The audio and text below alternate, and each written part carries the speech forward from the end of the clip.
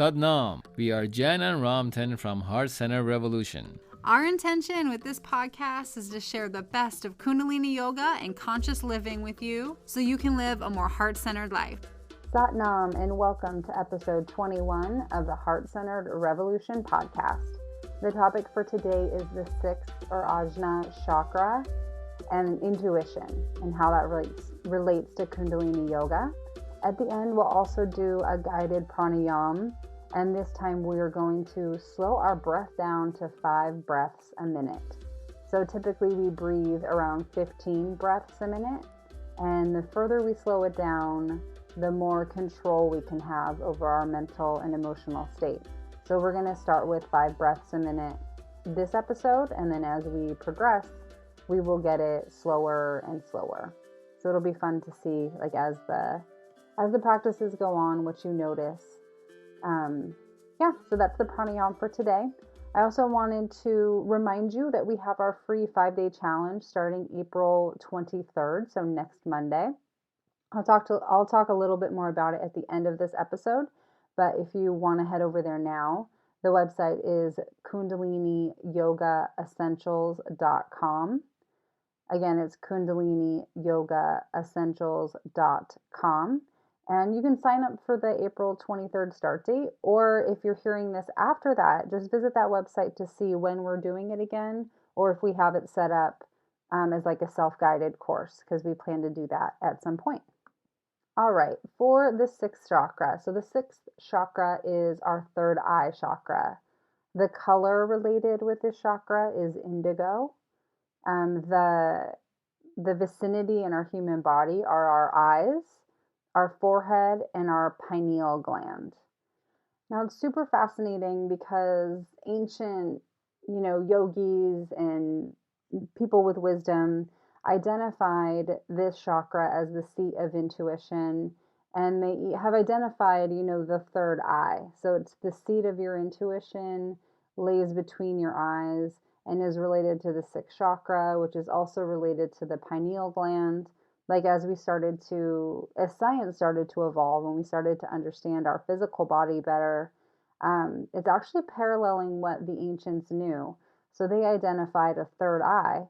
And then now we understand that the pineal gland actually has retinal tissue composed of rods and cones. So the photoreceptors inside the interior lining of it. So this gland in the middle of our brain has rods and cones that are sensitive to light.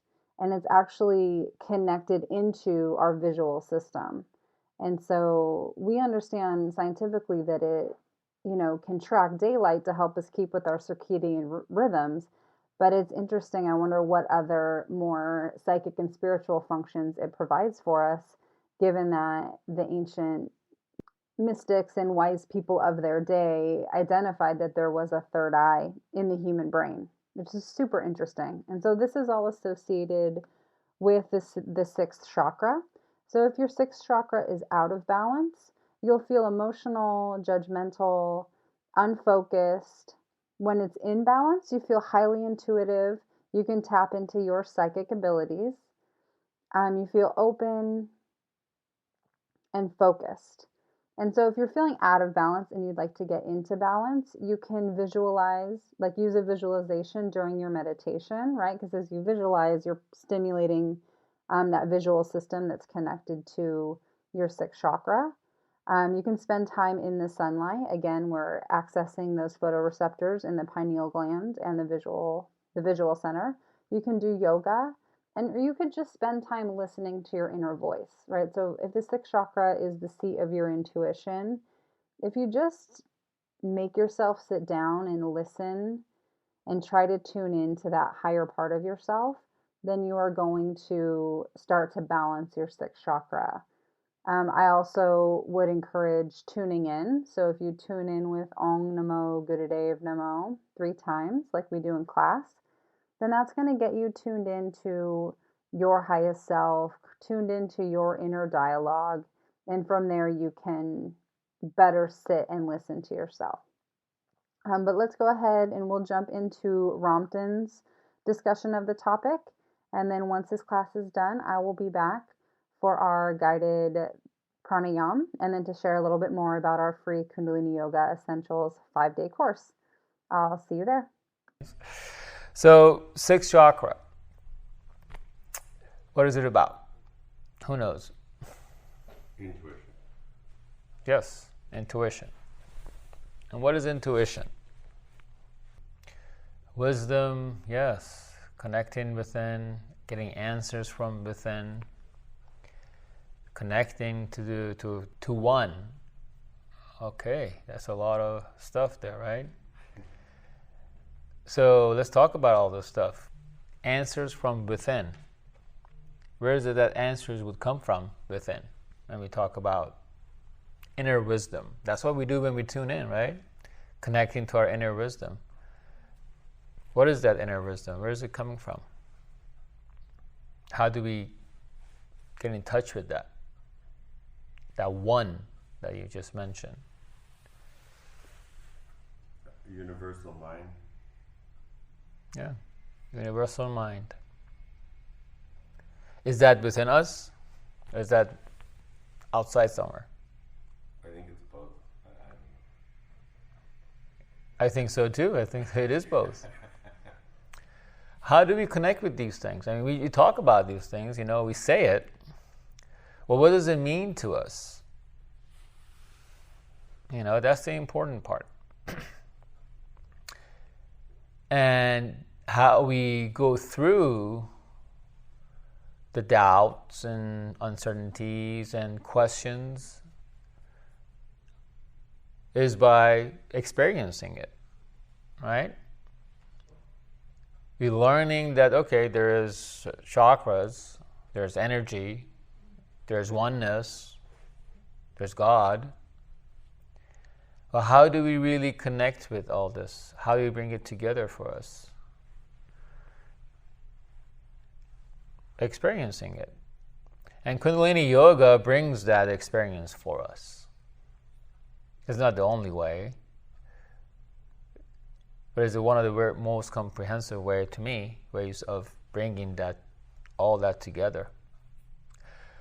So, as we talked about chakras before, starting with first chakra, the chakras in our body, the energy vortexes, as we realize that there is vortexes and we connect to them and become aware of them, is not just points, it's not just one point in our body. It is part of the whole system. And as we become aware of them again, how each chakras are associated with different body parts, different organs within the body, and how we connect with that energy form depending, and everything that exists has energy, right? And that's how we connect with the existence of everything around us and everything within us. That is energy. Because what is energy? Energy pretty much is movement. We call it, kinetic energy or static energy. Static is still there's movement involved. And then we go deeper, connect at a quantum level of vibration, and even deeper, the void, the nothingness, there's still consciousness there. So at an even deeper level of vibration, a quantum level, there's consciousness.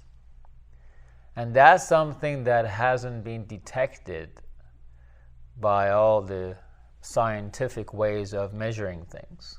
Consciousness is a question. So what is created through this chakra awareness is certain consciousness. And as we and how we develop our own human existence is started with the first chakra connecting to our own current existence within this, as we have kind of created for ourselves time and space. Some people say it's an illusion, this whole holographic world, all that stuff. But the reality that we face is our existence in this time and space as we understand it through the mind. And it's created, and we connect to it through our connection of our chakras, our energy, as in relation with everything else. So it's important to develop that first chakra, our individuality, then the second chakra, our connection, our relationships. And through the development, the foundation, and the understanding relations, we create our own identity, our own power through the third chakra. All comes together within the heart chakra. Learning to be compassionate, loving. And we express ourselves. We communicate with others. We connect even with that type of energy with our fifth chakra, our voice. On surface, we know all this stuff. On a deeper level, there's a certain different connection, energy-wise, more subtle energy connected to all these, these mechanisms. And now, as we have connected to this earth, sense of belonging, sense of understanding who we are, learning to move the energy by the movement of our physical body, our feet, our legs, moving the stretches that we do, all that is opening the channels and chakras to move. Connecting all of these movements, all of these energies through the channels, connecting them and bring them in union through our sixth chakra, our third eye. Seeing beyond just our physical, because the three lower triangles of chakras are associated with our earthly life, our connection to earth, belonging here. And the upper three, throat, sixth, and the seventh chakra, crown chakra, are associated with more of their spiritual side of connection. And it's the heart that facilitates both. And that's what makes us unique as a human being. But it all has to be in balance and working in harmony together. So that gut feeling, that going with your heart, listening to your heart, all that stuff is in connection with your sixth chakra as well. That has to do with the pituitary gland. And further into your pineal gland. So the functionality of the brain does have to do with something with the sixth chakra. So the functionality of the brain is very important. That's why, it's been very focused on. It's very amazing and still hasn't been figured out exactly how it does and how it's been developed throughout the development of the brain. So there's the development of our first chakra, our connection, and our connection, how we connect to these chakras and to others and the things around us, develops the sixth chakra, and our openness, open-mindedness, and our connection to our higher self also brings information and that connection through the sixth chakra as well. That makes sense? Yeah. So in order to have that inner wisdom, the answers, we got to develop the entire system, not just one thing or another, not just one chakra. It all has to work in harmony together. So the sixth chakra, that third eye, if you will, is between the brow point. That's where the place where it is. But it's really the entire, head, brain, and face, and part of it that was associated with that sixth chakra is our mind, which is not the brain. And the mind has a negative and a positive, right? Negative is just other side of the spectrum, but negative is a protective mind. Positive is a proactive mind, if you will. We need both for us to assess things and come to a neutral. And the more we are balanced, the more we are able to tap into every part of who we are, not just the head brain, but our heart brain and gut brain. The more we are able to bring the negative and the positive into a more balanced state, the neutral mind, and that's how we tap into that oneness, connecting to everything and seeing ourselves as part of that whole existence, not separation. And that's why we need to have a strong first chakra as we become more stable and confident and connected to our own individuality, understanding this individuality that's part of everything, is not separated. The more we actually can be at peace with being part of everything and one with everything else. It all works together. So the meditation we're going to do today as well is for developing your intuition. It's a very strong and powerful meditation as well. So as we do the kriyas, we bring the energy, we opening the channels. As we concentrate on each part, all the asanas in our breathing, makes it a kriya, opening the channels in the body. So think of it that way. As you are in the stretches and in the positions, focus on what it's doing, and as you become aware of the movement of the energy, if you feel any tenseness, any tension, your energy is just intensifying in that area. Work with that. Move with that. Don't resist it. Allow the energy to move. That's how you are opening your chakras, and that's how you're connecting the chakras together, aligning them. That's why these kriyas are put together in this. It's a systematic way that it's put together. That's what makes it a science and a technology. But it's beyond that as well. You get into the meditative part, meditation, the meditative mode. We're moving beyond just the physical. And then we relax, and we relax.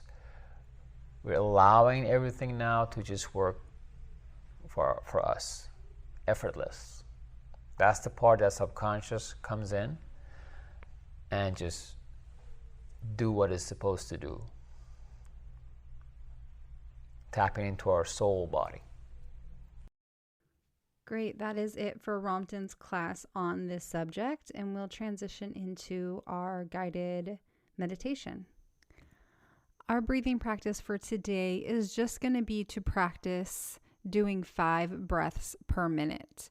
It's said that when you are upset, when you are not contained, and you are feeling very bad, just take a long, deep breath. Then begin to measure your breath so that you breathe 5 times per minute. It will not take more than 1.5 minutes, and you will be content. So the saying goes that our mind follows our breath. So in all of these practices that I share, these are just little tools where if you manipulate your breath, then your mind within at least 3 minutes will submit to the pattern of your breath. So we are going to practice this. It's a 5-cycle breath. That just means we're going to breathe 5 times in 1 minute. So it's 6-second inhales and 6-second exhales. But you don't have to worry about the clock. I'm going to go ahead and prompt you on those. So let's get seated. Go ahead and root down your sit bones. Lift up your spine nice and tall. Open your heart. Shine your heart forward. Let's lift the shoulders up, back, and down. Lift the crown of the head up to the heavens. Chin is gently tucked down and back. As long as you're not driving or walking, your eyes are closed and focused at the third eye. Before we worry about the rate of breath, let's go ahead and take some breaths together. Inhaling deeply.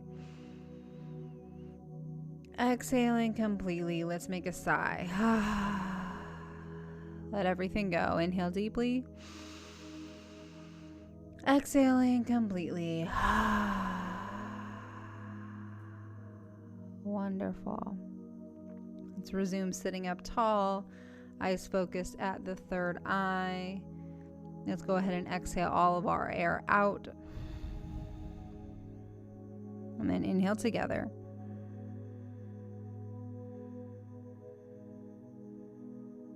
Exhale. Inhale.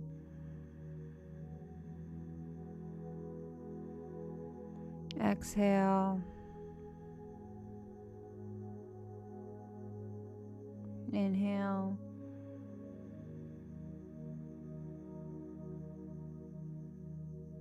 Exhale.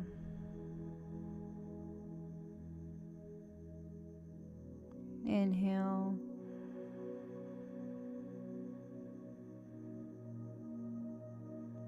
Exhale.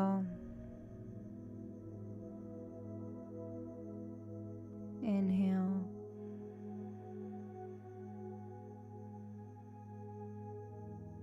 Exhale.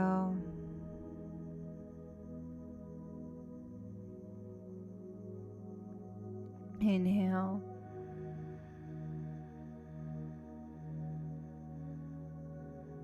Exhale.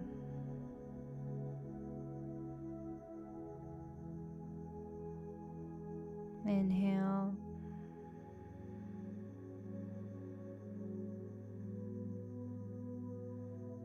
Exhale.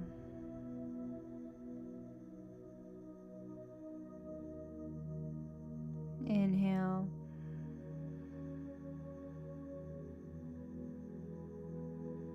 Exhale.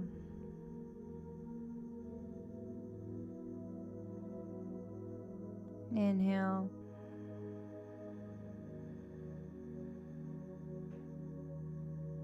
Exhale.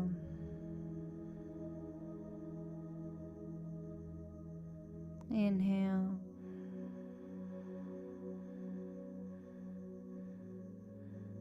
Exhale.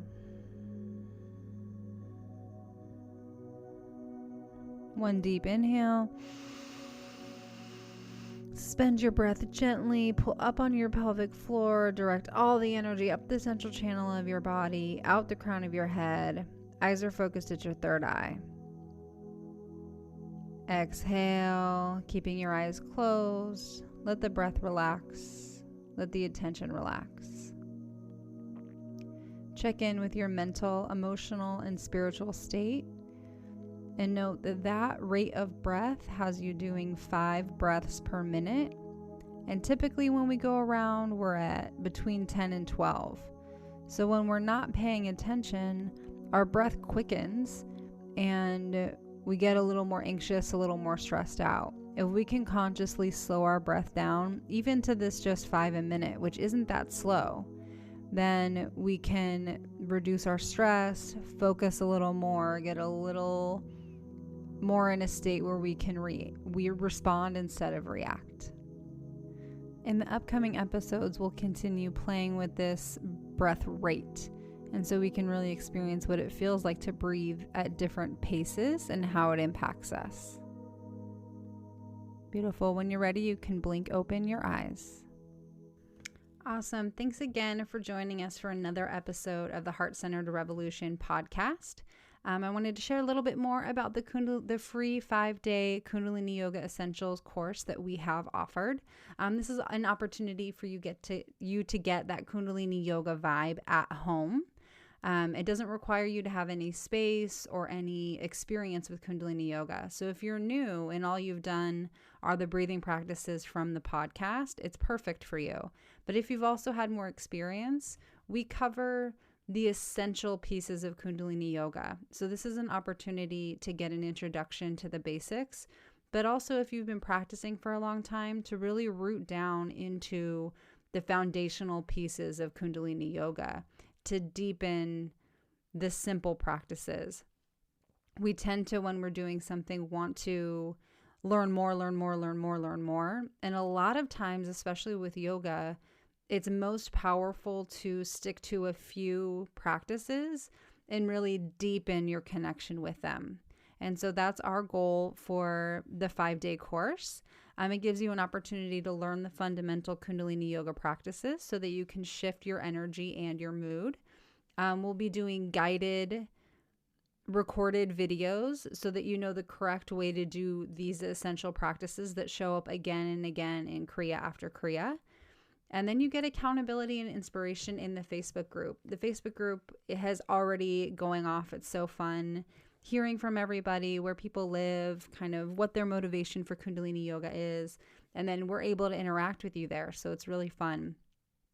And then it helps you in the emails that we're going to send out. We're also going to explain in more detail about how the 5 aspects of Kundalini yoga, so how mantra, pranayam, kriya, relaxation, and meditation, how they all work to help you feel more balanced, clear, and connected. So if you're wanting a deeper understanding of Kundalini yoga, then you can sign up for that as well.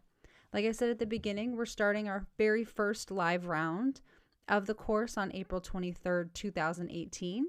But if you're listening after that, we plan to do future live rounds and also to set it up so that it's evergreen, meaning you can sign up anytime. And when you sign up, you start getting the emails. And it's just 5 days of emails for the course. And then you'll get access to the Facebook group and to us. And it's really fun. The people in there are really cool. So I would encourage you, if you're interested, to visit our website, www.kundaliniyogaessentials.com, and sign up or learn more, whatever you feel called to do. I also wanted to give you guys a heads up, since we're going to be really active in the Facebook group over there next week, which is April 23rd, that Monday through Friday. We will not have a podcast episode next week because we're going to be over there. So if you're looking for some, more teachings or a guided practice, go ahead and join the course so that you can be in the Facebook group, because we're going to do a couple, we'll do a pranayam in there and probably a guided meditation.